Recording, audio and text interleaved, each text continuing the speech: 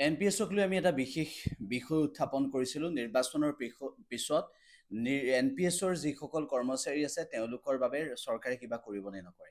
এতিয়া প্ৰসংগটো হৈছে যে তৃতীয়বাৰৰ বাবে যদি প্ৰধানমন্ত্ৰী নৰেন্দ্ৰ মোদীৰ নেতৃত্বাধীন এনডিএ চৰকাৰখন আকৌ শাসনলৈ আহে বা পৰৱৰ্তী সময়ত যদি যিটো দলেই শাসনলৈ আহে কিয় তেওঁলোকে এনপিএছৰ বিষয়টোক লৈ গুৰুত্ব দিবনে নিদিয়ে সেই বিষয়টোক লৈ আমি চৰ্চা কৰিছিলোঁ। আৰু এনপিএছক লৈ যিকেইটা সংগঠন আছে তেওঁলোকে কেনেধৰণৰ বলিষ্ঠ ভূমিকা লৈছে সেই সন্দৰ্ভতো আমি ক'বলৈ বিচাৰিছিলোঁ কিছু কথা আৰু নিৰ্বাচনৰ পিছত তেওঁলোকে কিছু কাৰ্যপন্থা ল'ম বুলি কৈছে সেই সন্দৰ্ভতো আমি আপোনালোকক অৱগত কৰিছিলোঁ। এতিয়া এটা বিষয় আমি যেতিয়া ভিডিঅ'টো দিছিলোঁ সেই মুহূৰ্তত বিভিন্নজনে বিভিন্ন মন্তব্য কৰিছিল আৰু সেই মন্তব্যসমূহৰ ভিতৰত এটা মন্তব্য আছিল এনেকুৱা ধৰণৰ। আব্দুল শ্বহীদ নামৰ এগৰাকী যুৱকে লিখিছিল যে দাদা মোৰ দেউতা এজন অৱসৰপ্ৰাপ্ত শিক্ষক বহুত বছৰ কাম কৰাৰ পিছত 2013 চনত তেওঁ কাৰ্যকৰী হৈছিল। তেওঁৰ সেই যি অপ্ৰাদেশিকতা আছিল তেওঁৰ প্ৰাদেশিকীকৰণ হৈছিল সেই সন্দৰ্ভত তেওঁ কৈছে। তাৰপিছত 2022 চনৰ এপ্ৰিলত ৰিটায়াৰমেণ্ট হয়। যিহেতু এনপিএছৰ অধীনত আছিলে অৱসৰ পোৱাৰ পিছত এনপিএছৰ পৰা যিমান টকা পেঞ্চন হিচাপে লাভ কৰে সেইখিনিৰ ঘৰটো চলা কেতিয়াও সম্ভৱপৰ নহয়। 500-700 টকা পেঞ্চন পায়, ল'ৰা ছোৱালীক শিক্ষা কেনেকৈ দিব, নিজৰ বেমাৰৰ টেবলেট কিনিবলৈকে সেয়া নহয়। অৱসৰ লোৱাৰ পিছত ইনকাম কৰিবলগীয়া কোনো ব্যৱস্থা নাই যিটো বেমাৰে দেখা দিয়ে। এনপিএছত যদি ইমান লাভৱান হয় তেনেহ'লে মন্ত্ৰী বিধায়কৰ ক্ষেত্ৰত কিয় প্ৰযোজ্য কৰা হোৱা নাই। মই 2023-24 বৰ্ষৰ হাইস্কুল শিক্ষান্ত পৰীক্ষাত উত্তীৰ্ণ হ'বলৈ সক্ষম হৈছোঁ।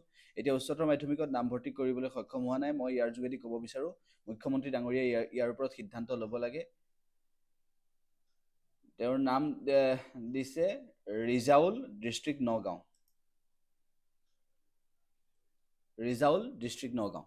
তেওঁ তেনেদৰে কমেণ্টত লিখিছে আৰু সেই বক্তব্যখিনি তেওঁ উপস্থাপন কৰিব বিচাৰিছে। এতিয়া প্ৰসংগটো হৈছে যে এনপিএছক লৈ যিকেইটা বিষয় উত্থাপন কৰিছিলোঁ তাৰ মাজতে কেনেকুৱা এটা পৰিস্থিতি সেয়া গম পাইছে। 500-700 টকা পেঞ্চন পালে সেয়া টেবলেট কিনিব নে 500-700 টকাৰ পেঞ্চন পালে সেই পইচাৰে পৰিয়াল চলাব, 500-700 টকা পেঞ্চন পালে সেই পইচাৰে নিজৰ ল'ৰা ছোৱালীক পঢ়ুৱাব। গতিকে সেই যিখিনি অভাৱ অভিযোগ এইটো মাত্ৰ এটা উদাহৰণ আমি দাঙি ধৰিছোঁ। গতিকে এনেকুৱা ধৰণৰ পৰিস্থিতি কিয় হ'বলৈ পাইছে, এনেকুৱা ধৰণৰ পৰিস্থিতি কিয় হৈছে সেই সন্দৰ্ভত ৰাজ্য চৰকাৰক বা সেই সন্দৰ্ভত কেন্দ্ৰীয় চৰকাৰক প্ৰশ্ন কৰিছে এনপিএছৰ কৰ্মচাৰীসকলে, ভুক্তভোগী কৰ্মচাৰীসকলে যিসকলে অৱসৰ লৈছে তেওঁলোক প্ৰতি মুহূৰ্তত এই কথাখিনি উপলব্ধি কৰিব পাৰিছে। গতিকে আমি সেই কথাটো অৱগত কৰিব বিচাৰিছোঁ।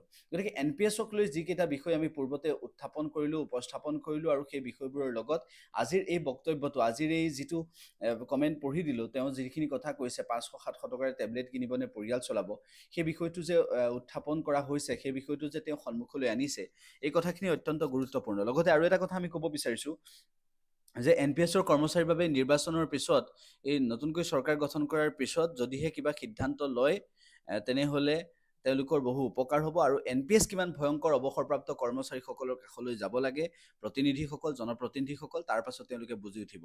এই যুৱকজনে এনেদৰে লিখিছে। গতিকে এই যুৱকজনক আমি এইটোৱে জনাইছোঁ যে অসমৰ বিভিন্ন দল সংগঠন আছে, নগাঁও জিলাৰ বিভিন্ন দল সংগঠন আছে, জাতীয় দল সংগঠন আছে, তেওঁলোকেও সহায় সহযোগ কৰিব লাগে। আৰু সেই যুৱকজনক সহায় সহযোগ কৰাৰ ক্ষেত্ৰত নগাঁৱৰ জাতীয় সংগঠন বা নগাঁৱৰ বিভিন্ন সংগঠনৰ নেতাকো আমি অৱগত কৰিবলৈ চেষ্টা কৰিম এই বিষয়টো। আৰু লগতে আৰু এটা কথা কৈছোঁ যে ৰাজ্য চৰকাৰে কিন্তু এনেকুৱা ধৰণৰ সমস্যাবোৰ বঢ়াবলৈ চেষ্টা কৰি আছে। এনপিএছডি, অপিএছ প্ৰৱৰ্তন কৰিব কিয় লাগে সেই কথাষাৰ কিয় কোৱা হৈছে সকলোৱে উপলব্ধি কৰিছে। এইবোৰ কাৰণতেই অপিএছ প্ৰৱৰ্তন কৰিব লাগে সকলোৱে সেই বিষয়টো দাবী কৰিছে, সেই বিষয়টো উপস্থাপন কৰিছে।